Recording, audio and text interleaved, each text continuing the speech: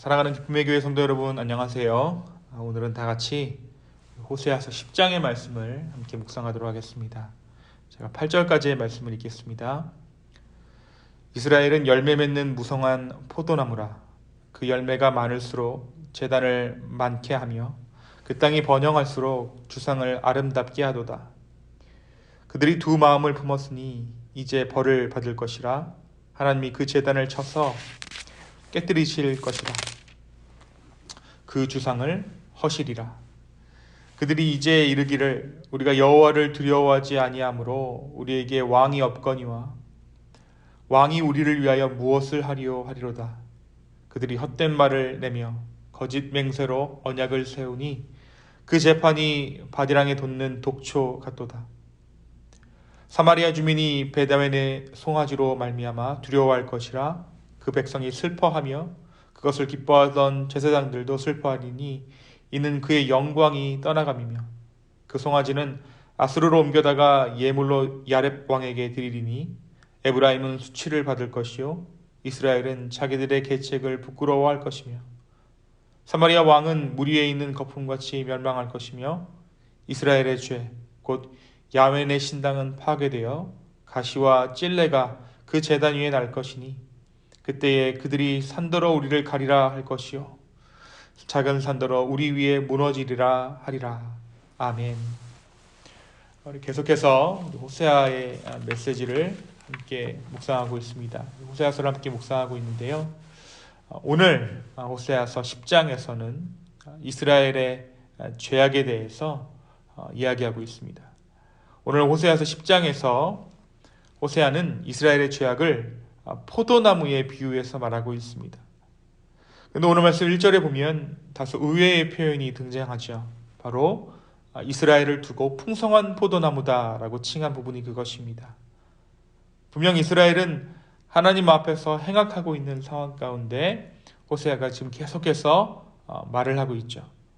그럼에도 불구하고 왜 호세아는 이스라엘을 풍성한 포도나무다라고 칭하고 있는 것일까요? 마치 북이스라엘이 잘 되는 것처럼 지금 말하고 있습니다. 북이스라엘에서 가장 오랜 기간 통치했던 왕은 여로보암 2세였습니다. 또 그가 통치할 때에 이 북이스라엘은 최전성기를 구가했습니다. 군사적으로 막강했고 그들이 나라가 국력이 세져서 다윗과 솔로몬 때만큼이나 국경이 길어졌습니다. 또 경제적으로도 굉장히 풍요로웠죠. 그런데 이 여로보암 2세 통치 후반에 호세아 선지자가 하나님의 부르심을 받아 하나님의 말씀을 전하고 있는 것입니다.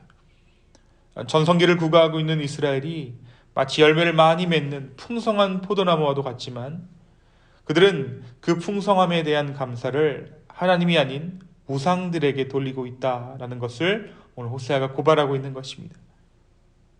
이 포도나무가 무성해지면 무성해질수록 이스라엘 전역의 우상 숭배의 제단이 늘어나고 있는 현실을 호세아는 오늘 말씀을 통해 이야기합니다.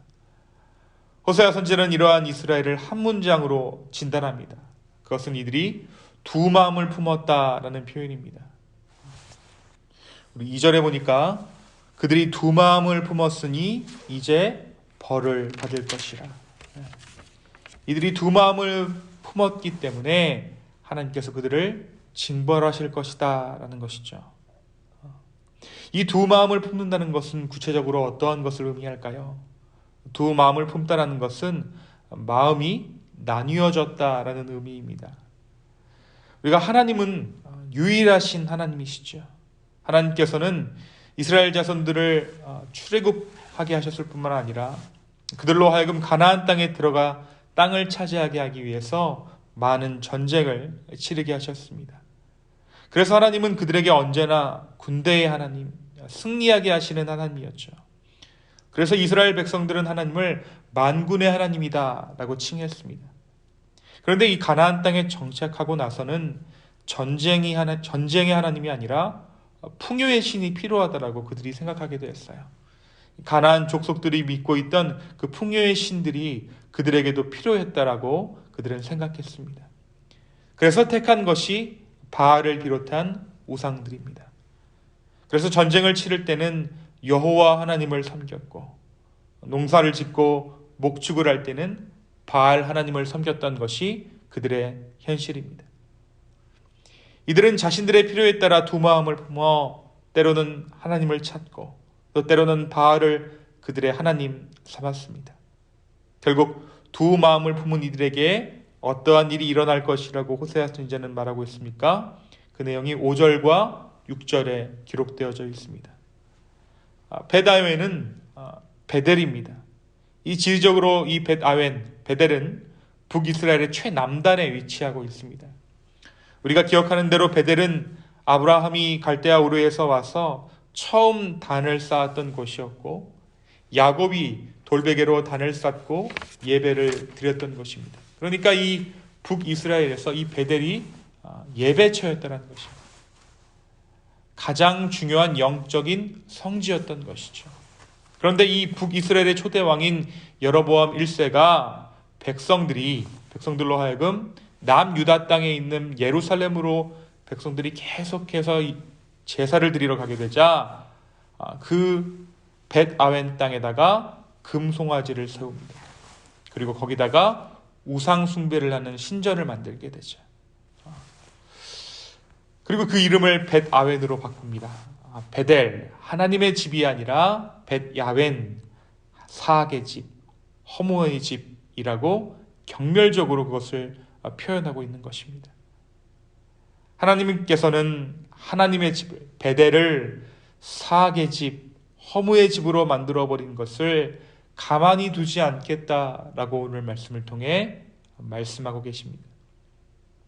사랑하는 기쁨의 교회 성도 여러분, 이 오늘 호세아의 경고의 메시지가 담겨져 있는, 심판에 대한 메시지가 담겨져 있는 이 10장의 말씀을 우리는 어떻게 받아야 하겠습니까? 먼저 이 풍성한 이스라엘이, 그 나라가 풍성해지면 늘어날수록 그들의 땅 가운데 재단이 늘어났다는 것을 우리는 기억해야 합니다. 우리의 삶이 풍요로워질수록 우리의 삶에 늘어나는 것들, 그리고 우리의 삶의 모양이 바뀐 부분들에 대해서 우리는 한번 면밀히 뒤돌아보아야 할 것입니다. 무성한 포도나무 같았던 이스라엘은 풍요가 풍성해질수록 이방신을 향한 제단들이 늘어갔습니다. 내가 빈곤했던, 내가 인생에서 어려웠던 그때에 비해 지금 우리는 꽤나 많은 것들을 누리고 있을 것입니다. 분명히 모든 것은 하나님께서 우리의 삶 가운데 주신 축복이고 하나님의 은혜입니다.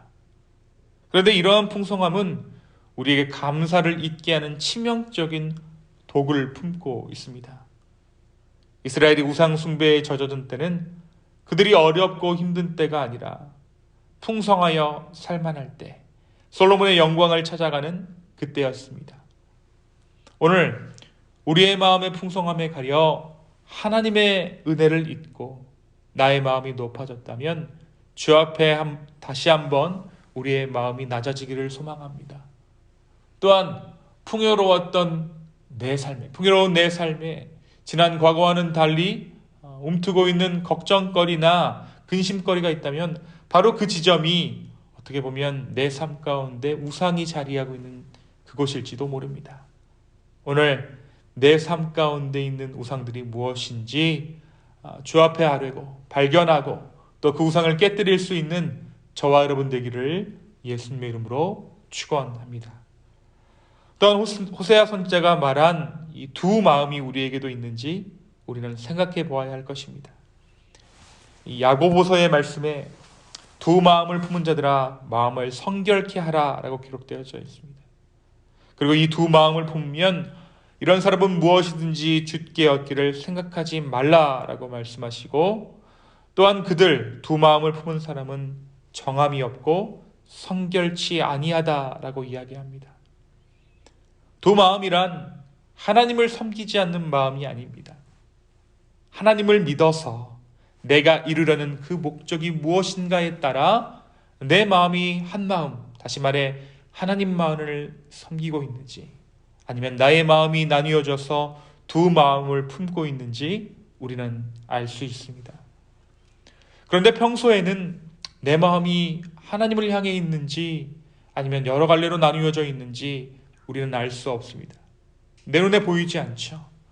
그런데 기도할 때 성령은 우리의 마음이 하나의 마음인지 아니면 우리의 마음이 나뉘어 있는지 보여주십니다. 기도할 때 성령은 우리의 마음을 하나 되게 하십니다.